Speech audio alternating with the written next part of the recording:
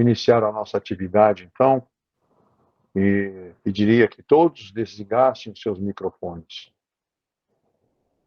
E vamos iniciar a nossa entrega na mão de Jesus, agradecendo a Ele por esta oportunidade que nos coloca de estarmos mais próximo dele através de nossas orações, nossos estudos, agradecendo todos esses ensinamentos que tem nos trazido através dos nossos encontros, né?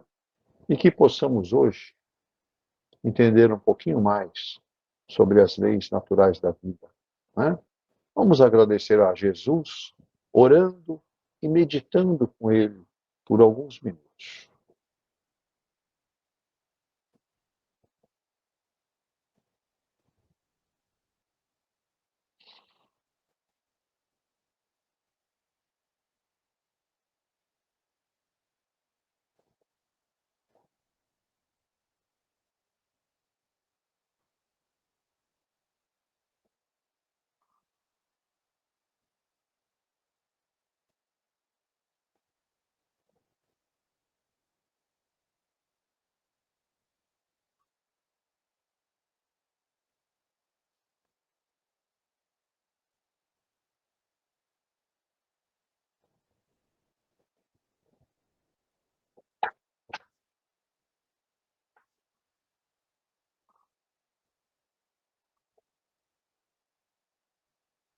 Muito bom, né?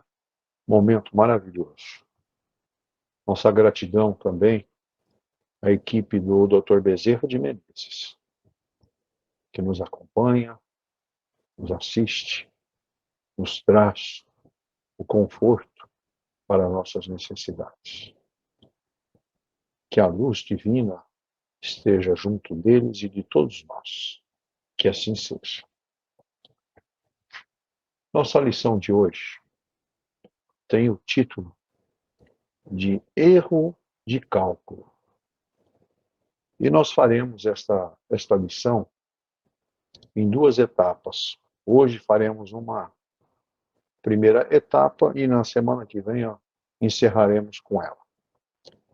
E ela nos traz bastante alertas para o nosso dia a dia, né? Então ela começa através desta frase que está no O Céu e o Inferno, no capítulo 4.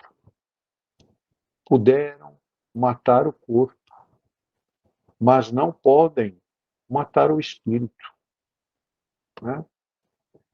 Exatamente no decorrer de nossos encontros, que a gente fala sempre isso, né? A nossa vida espiritual é eterna. Está claro nesse livro, O Céu e o Inferno, né? Nós não podemos matar o espírito, de forma alguma. Ele é eterno, né? E carrega todos os nossos conhecimentos que adquirimos em nossas caminhadas. Digo nossas caminhadas porque nós temos aí inúmeras reencarnações. Já tivemos inúmeros retornos, né? Mais ou menos fala-se em 70, 75 vezes que já estivemos por aqui. Então imaginem lá na primeira, segunda passagem nossa por aqui, o quanto a gente era ignorante, o quanto a gente já evoluiu, né? Evoluindo sempre através do estudo, da grande reflexão que fazemos sempre, né? Então a lição de hoje começa nos dizendo assim: se perguntarmos a um jovem por qual motivo ele faz uso de drogas, provavelmente ele nos dará uma lista contínua de apontamentos positivos. Pois, como se sentir bem, esquecer dos problemas, sentir-se mais feliz, melhorar sua autoestima e por aí afora.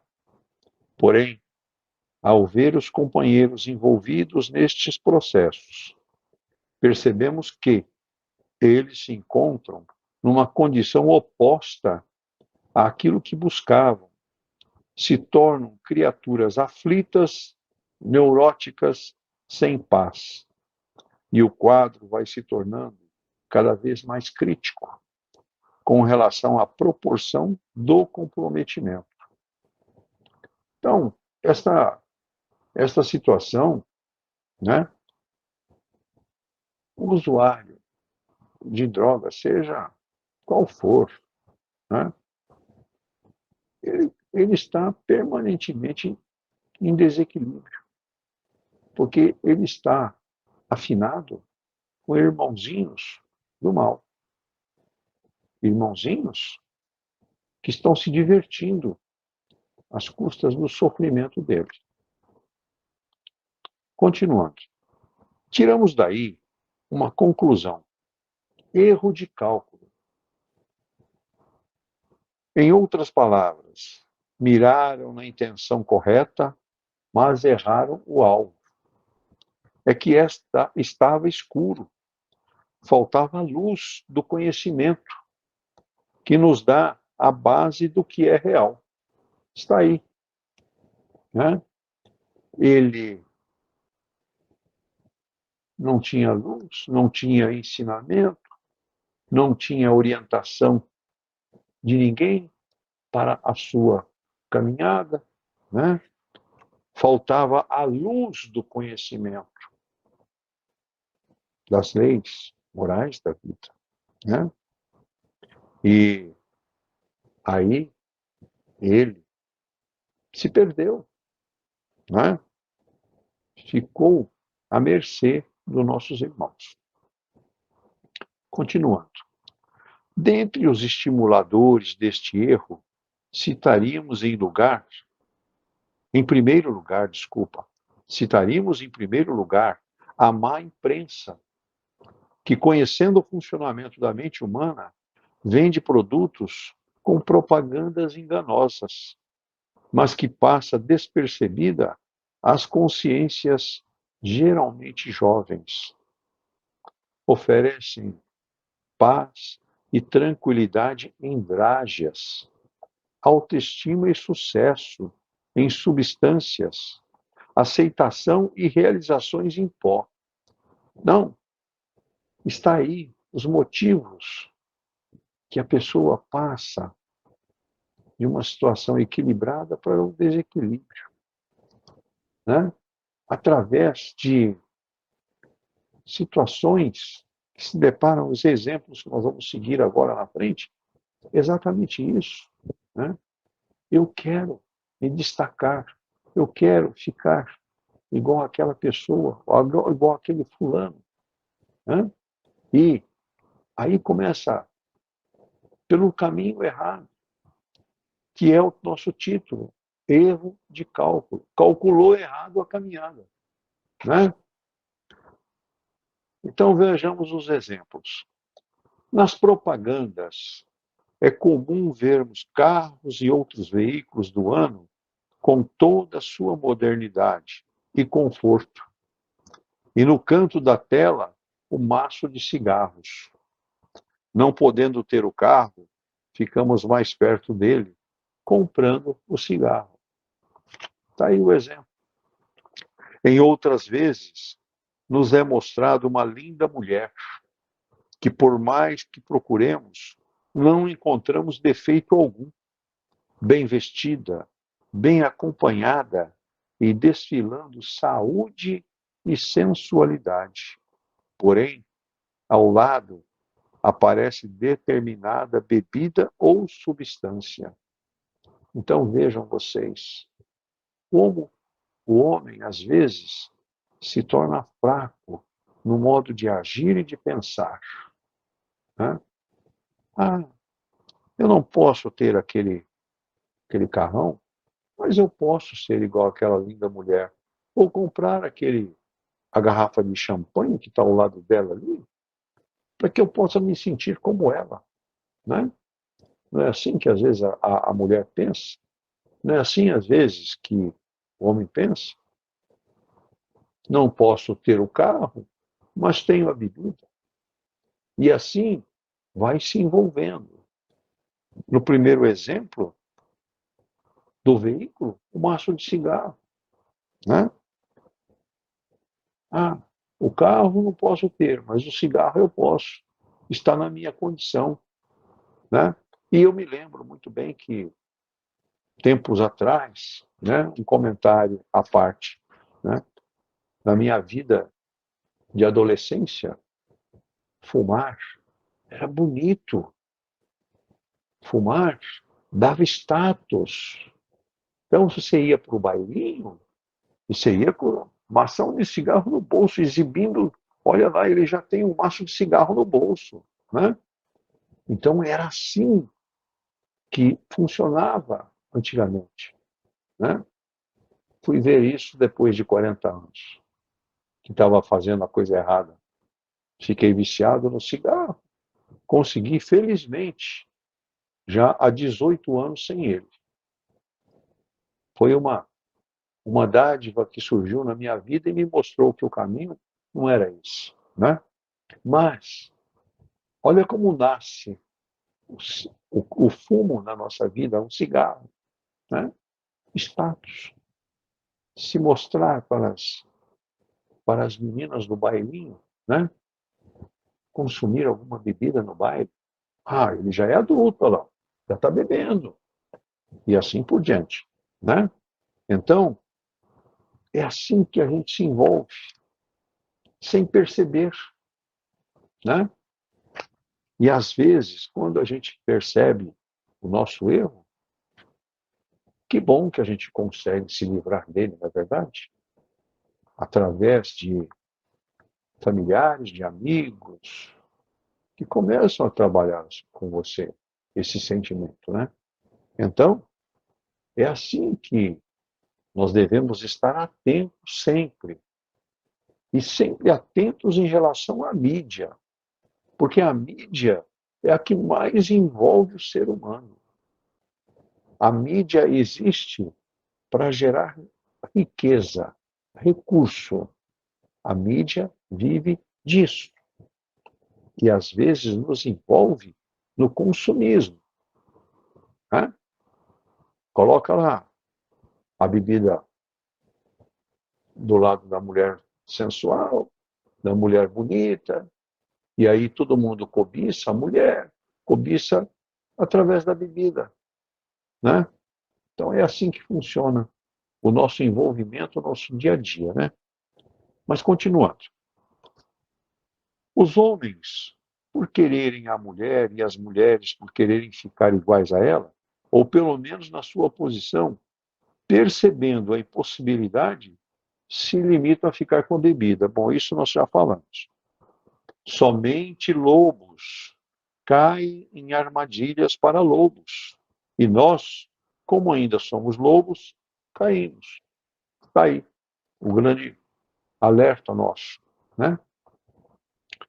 Daí há uma escala progressiva que varia de indivíduo para indivíduo, onde as mentes mais frágeis se comprometem profundamente. Então, vejam vocês, as mentes mais frágeis estão extremamente expostas a essa situação, a esse comprometimento, né, que às vezes se torna profundo, né? Existem situações de pessoas que ficam totalmente desequilibradas, né? Passa um quadro, passa a ser um quadro obsessivo tão grande, né? Nós vamos ver mais para frente isso, que às vezes vão precisar ser internados no hospital psiquiátrico pela disfunção que tem para o dia a dia da nossa vida, né? Mas continuando. No livro Após a Tempestade, Joana de Ângeles novamente contribui para nosso esclarecimento com a seguinte observação: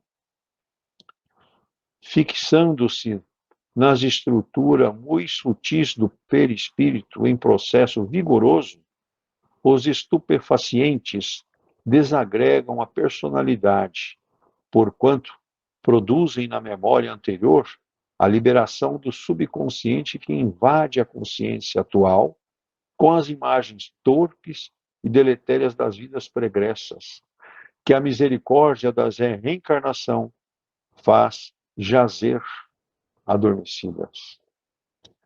Então, esta situação é exatamente o processo obsessivo que ela está nos relatando. Ele se aproxima de drogas, de bebidas, né? Lícitas e ilícitas, como vamos saber aqui mais para frente, que é assim que funciona a coisa, tá?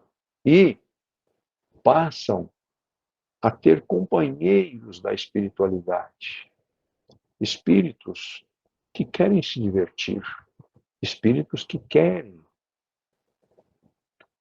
construir uma situação diferente, né? Preparar este indivíduo para um processo obsessivo futuro, sabe? Então, é assim que Joana de Anjos está nos explicando e mostrando. Continuando. Portanto, as drogas desorganizando o veículo carnal. Olha bem, as drogas desorganizando o veículo carnal. Atinge o perispírito com a mesma desorganização, a ponto de romper o esquecimento do passado, que lembramos existe a nosso benefício. Sendo assim, muitas das alucinações que os drogados experimentam podem, em certos casos, ser reflexos das vidas anteriores deles mesmos, e que, invadindo a consciência atual, perturbam os comandos da consciência, fazendo que o drogado viva em certos períodos experiências fora da realidade atual. E, em decorrência disso, começam a percorrer os sombrios corredores da loucura. Está aí, muito claro. A lição é bem objetiva e clara. Né? Ele, a partir do momento que ele manteve o contato com a droga, ele já aproximou-se de irmãos que querem prepará-lo para um futuro obsessivo, se tornar mais um obsessor. É assim que funciona a espiritualidade. Esses irmãos, estamos falando de muitos, milhares, que vivem na espiritualidade, buscando essas energias para se divertirem, porque se alimentam com esse tipo de energia. Então, acabam levando o nosso irmão à loucura, afetando inclusive o seu perispírito, não é? Então vejam que manter distância dessas situações é muito importante, né? Continuando. Ainda com relação às viagens que os viciados alegam experimentar durante os processos de envolvimento com as drogas, na mesma obra encontramos o seguinte esclarecimento: adversários desencarnados que se demoram à espreita das vítimas, utilizam-se dos sonhos e viagens para surgirem na mente o do viciado, no aspecto perverso em que se encontram, causando pavor e fixando matrizes psíquicas para as futuras obsessões, em que se repletarão emocionalmente.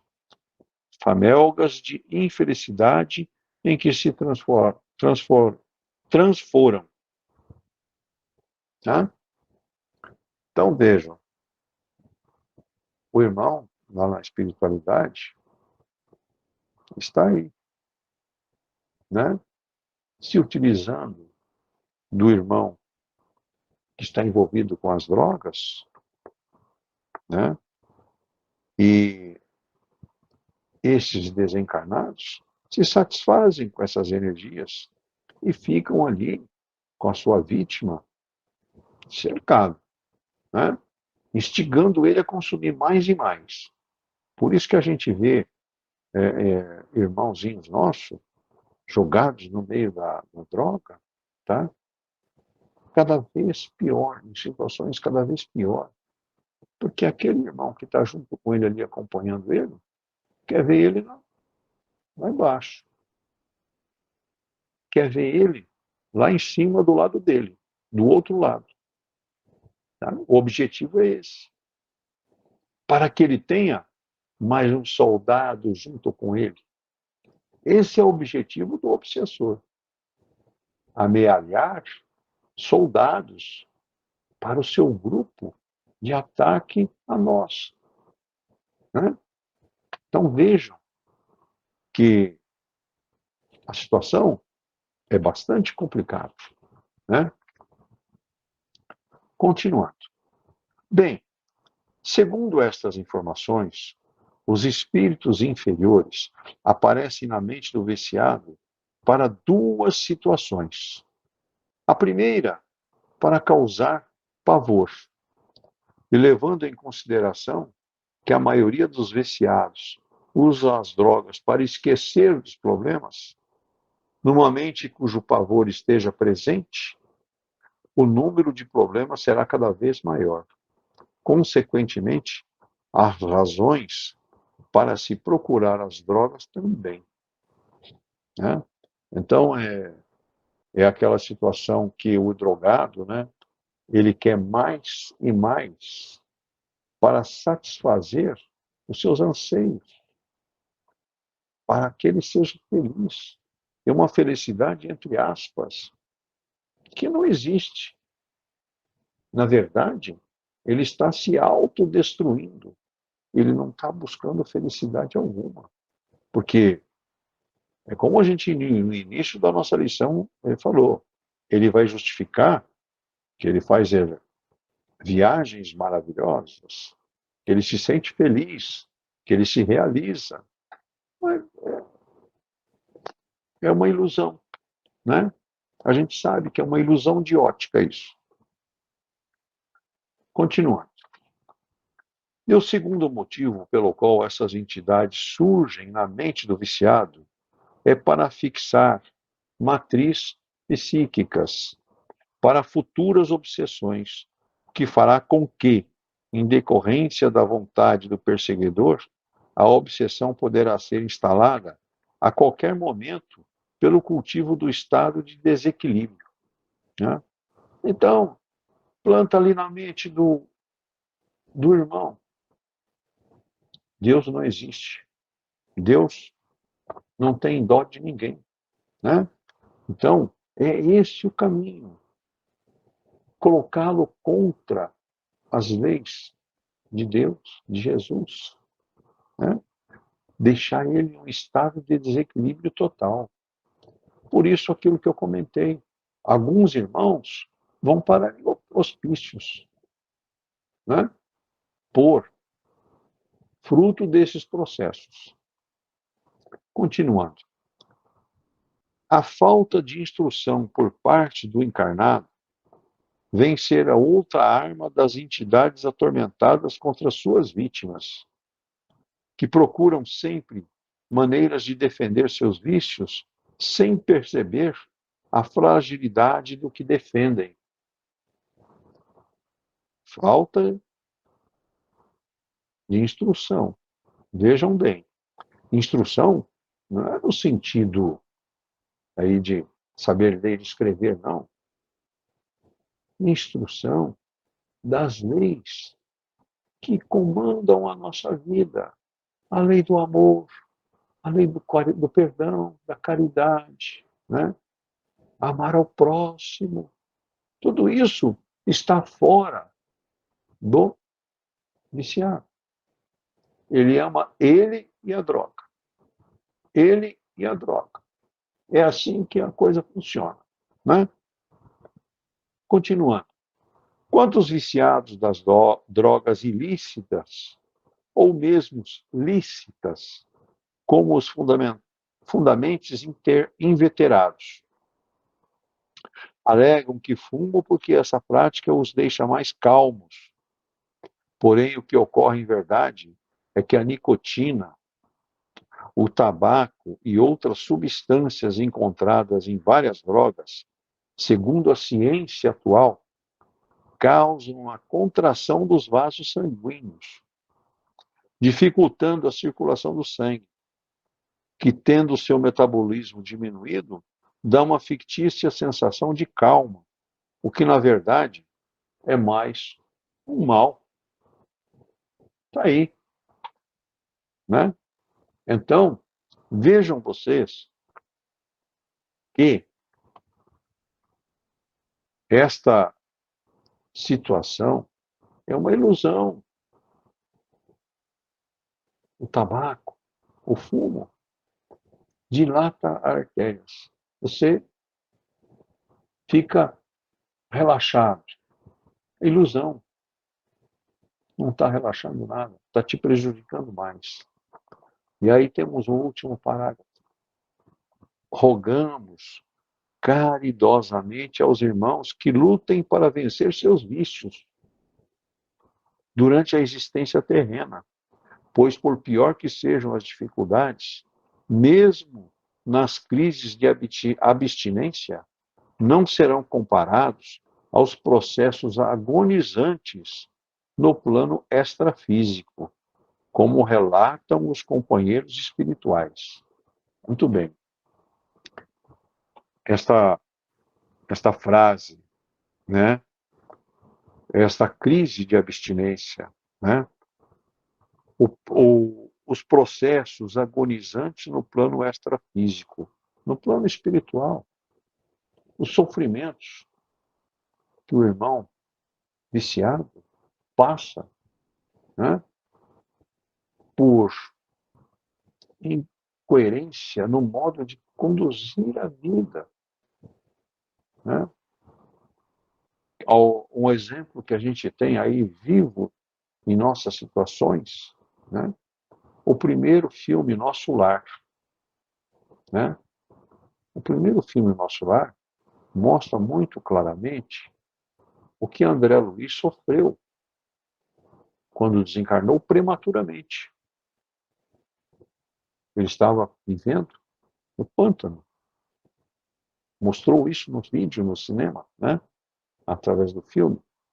Então, esse é o tipo de sofrimento que a gente imagina que se passa lá. Está claro isso por irmãos que nos trazem essas orientações, não é verdade? Então, por quê? André Luiz fumava, bebia, né? Era arrogante, né? Então ele achava que ele era o dono da razão. Então tinha essas dificuldades. E acabou se desencarnando prematuramente.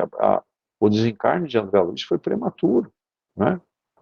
Em função da situação que ele vivia, né? Então, vejam vocês que enquanto os irmãos não conseguirem equacionar essas dívidas que têm, porque aquele que vem e é colocado ao lado desta situação de droga, bebida e outras coisas, né? É um teste se ele vai resistir ou não. Lá no passado ele já aprontou. Ele está vindo para resgatar esses erros. Mas ele faz o primeiro contato. O que acontece? Ele faz o primeiro contato, o irmãozinho lá de cima encosta, né? E aí induz ele a consumir. Revive, como nós vimos na nossa lição, revive aqueles momentos que está lá na consciência dele, no subconsciente dele, de vidas pregressas. E isso tudo revive novamente. Ao invés dele evoluir, ele regrediu. Né? É onde os nossos irmãos precisam estar atentos com essa situação. E devemos, a todos os momentos que a gente deparar numa situação dessa, a gente precisa estender a mão. Estender a mão para que esses irmãos vejam a vida por um outro ângulo. Saber que a vida é a grande verdade nossa. É o caminho que nós temos para chegar mais próximos de Jesus, mais próximo de nosso querido Pai Deus. Né? Porque Jesus disse: eu sou o caminho, a verdade e a vida. Né? Ele é o caminho, a verdade e a vida. E nós sabemos disso. Caminhar de mãos dadas com Jesus, né? Entender as verdades que ele nos trouxe através dos seus ensinamentos e a vida que ele nos deu para que a gente possa valorizar, evoluir e crescer. Que Jesus nos abençoe. Muito bom. Está aí o nosso estudo de hoje. A segunda parte vai ser muito boa também. Mas para a semana que vem nós falamos sobre ela. Hoje, quero escutar vocês. Está aberto o microfone para a gente bater nosso papo. Jaquimar, você me permite, então eu vou falar um pouquinho. Fica à vontade, certo? Vocês sabem que eu trabalhei na polícia na área de narcóticos. E a gente chegou a fazer um trabalho de levar para as escolas aquela propaganda de marketing que faz a cabeça das pessoas, justamente para mostrar o que faz a droga. E a gente registrou em vários estágios. Mas eu não entendia nada do que eu estava fazendo, para falar a verdade. Eu vim passar a entender quando eu conheci o Espiritismo.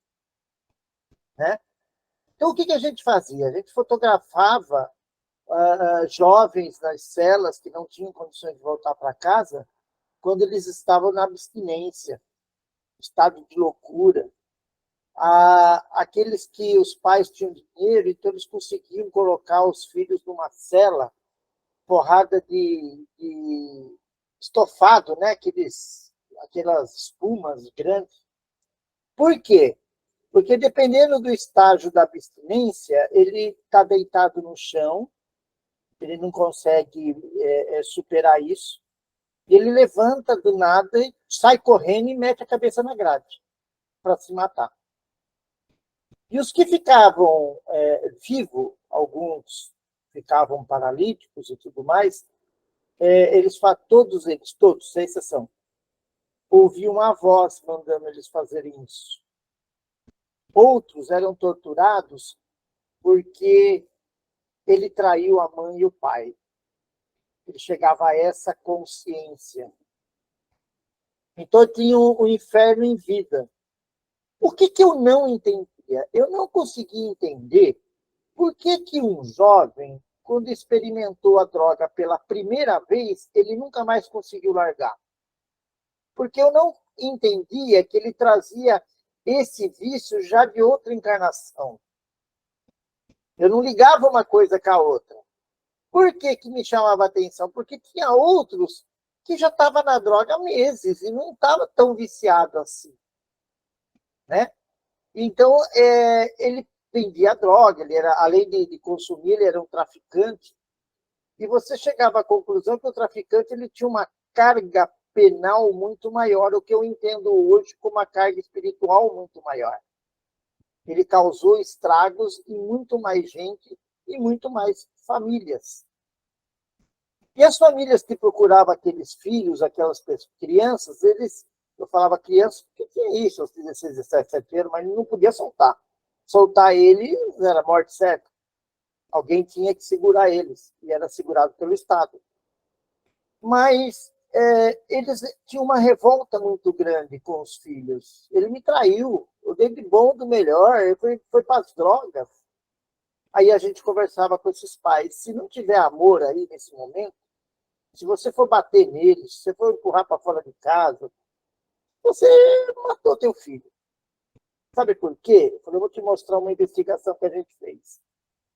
Perto de uma escola muito famosa em São Paulo, Riquinhos, tinha um sorveteiro lá que ele escolhia as crianças que ele passava os sorvetes recheados.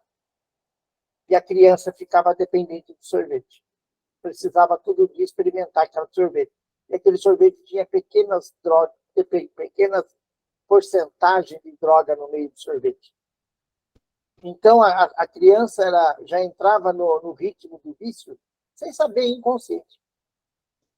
Mas nós corríamos atrás disso tudo. A gente estava de olho em tudo que vocês possam imaginar.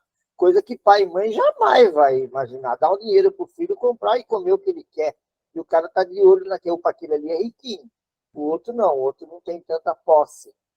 Então é aquele que vai comprar. E tudo era atrás do dinheiro, atrás do sonho.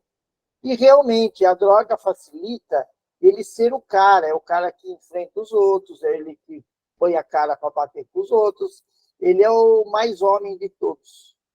Infelizmente, para muitos que eu vi, o caminho foi sem volta. Até uma vez eu contei a história para vocês de um amigo meu de trabalho, um policial, e o filho estava viciado. Né? E a prova de amor que ele fez, ele sentiu na pele. O que nós falávamos para todo mundo, não abandone teu filho nunca. Deus confiou ele a você. Né? Por alguma razão, entrou nesse meio, mas se você não conversar com ele agora e não mostrar que ele é importante para a família e você não der amor para ele, então não adianta ele ficar aqui, você vai matar ele. Então é melhor que ele morra junto com você. A gente era frio mesmo, sabe? E quando ia nas escolas, a gente levava fotos desses que estavam dentro das celas, o estado que eles estavam, as situações que eles estavam. E depois a gente ia fotografando aquele que ia conseguindo levantar um pouco mais, ia conseguindo viver um pouco mais, mas a vida acabou, não tem como recuperar esse tempo, esse espaço de tempo da juventude que foi jogado para a droga, não tem como recuperar mais. E no final de tudo, a gente mostrava umas fotos que a gente tirava deles, dos alunos, sem eles saberem que naquela época era Polaroid, né? Era tudo que nós tínhamos de tecnologia. Aí a gente mostrava a foto deles mesmo, dizendo, esses daqui, por enquanto, não experimentaram a droga. Então, o nosso objetivo era chocar mesmo. Né? Esse era o ponto, porque você passar a mão na cabeça na hora que está acontecendo aquilo, era difícil até para a gente, principalmente quando pegava um cara que era traficante. Quantas famílias esse cara não estragou? E se você for falar com eles, eles falam com a maior frieza possível. Não, eu vim no mundo fazer isso. E a maioria não largava. Era muito difícil, você não convence ele a largar. Ele vai largar pelo sofrimento. Pelo sofrimento que ele causa para o pai, que ele causa para a mãe. Então, é por aí que a coisa pega. Mas eu só quis dar essa pincelada um pouco a mais aí, porque eu vivenciei isso. E falo para vocês, as dívidas espirituais, o que a gente traz nas reencarnações, não vai mudar nunca. Sempre vai depender de nós. A época que eu trabalhei, quantos anos lá atrás, né? E hoje ainda continua a mesma coisa, do mesmo jeito, viciando da mesma forma, usando a mesma droga e continua. Mas eu acho que tudo o que define é o amor que os pais podem dar para os filhos. Esse é o ponto. Isso você não encontra, não compra, não acha. Independente se é rico, se é pobre, independente se é estudado ou não é estudado, o amor cabe para qualquer um. Obrigado. Valeu mesmo. Esse comentário que você fez, essa exposição, né? Realmente é muito difícil você tirar um ser humano da droga, desse meio, né? Dificílimo.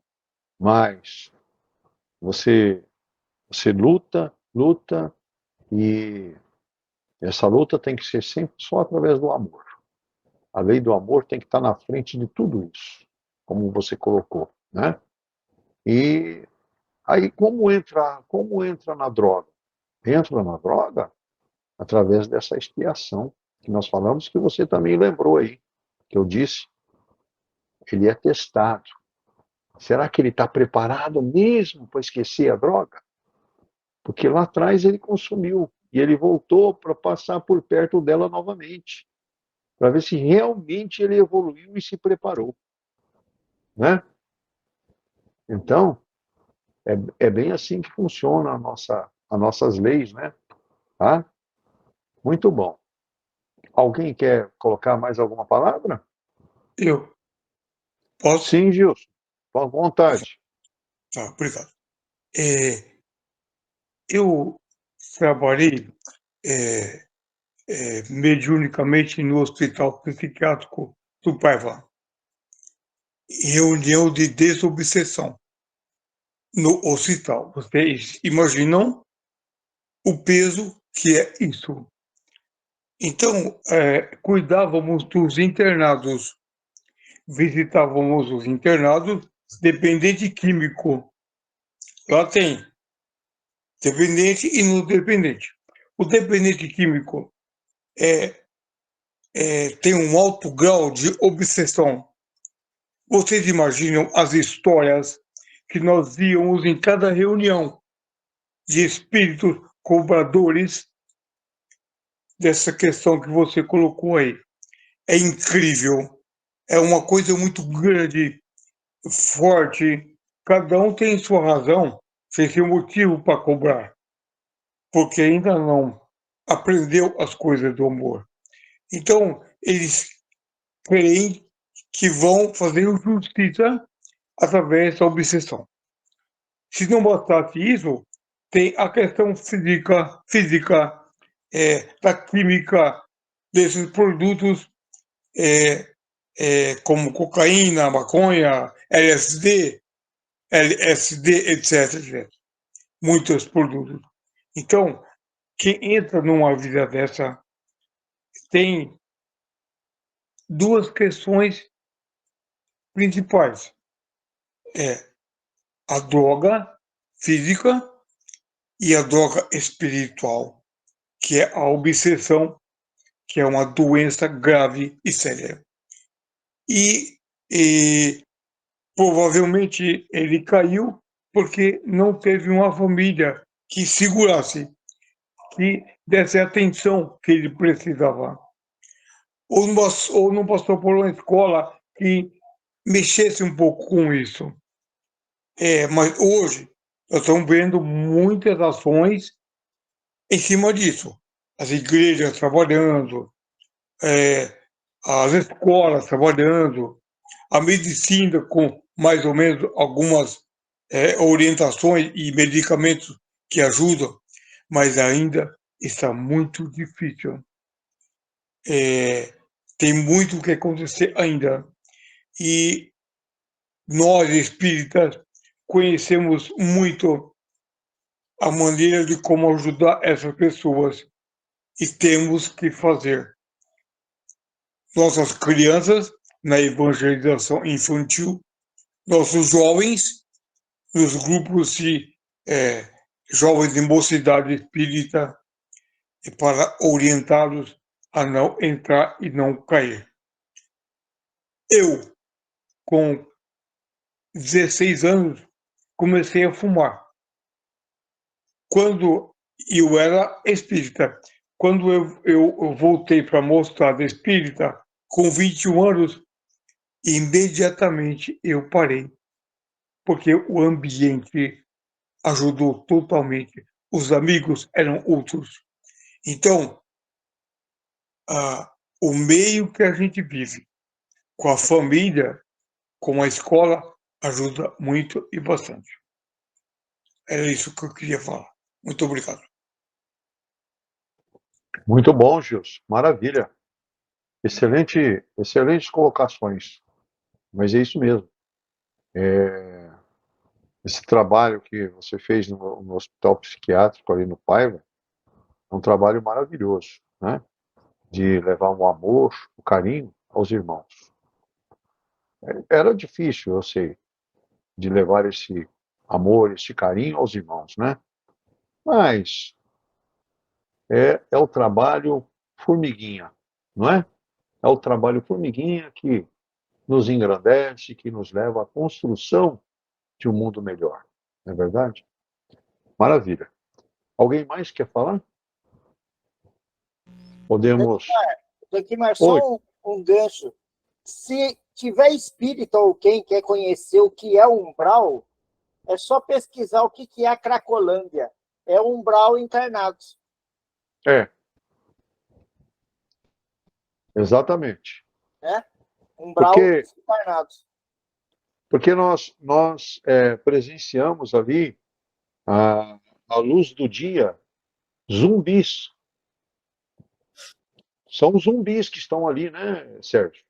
São pessoas que estão de um lado para outro sem noção do que está acontecendo à sua volta. Né?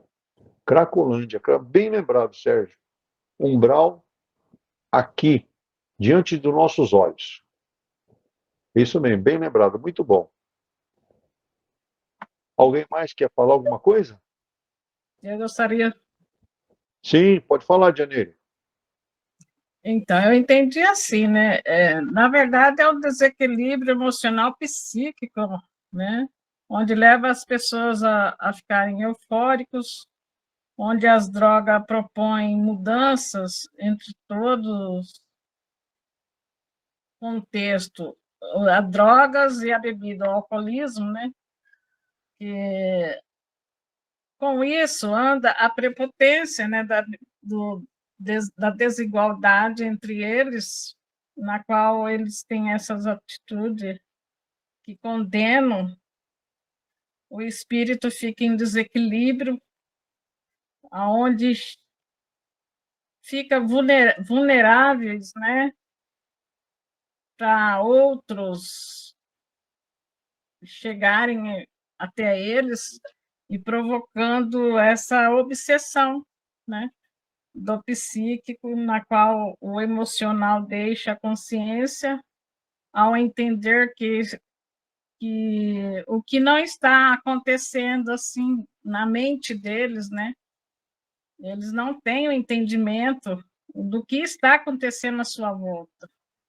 E isso é um obsessor que afeta a sua mente, entendendo que todos os vícios ficam à mercê da transformação, né? Onde é inadequada a energia, fica inerte, a fábula da intenção, do controle das almas perdidas, talvez seja, né, assim, né? A falta de fé, da religiosidade, né? O amor, né? Entre a família, a própria família, né? Tem também a rejeição familiar também. Geralmente tem a rejeição familiar, onde tem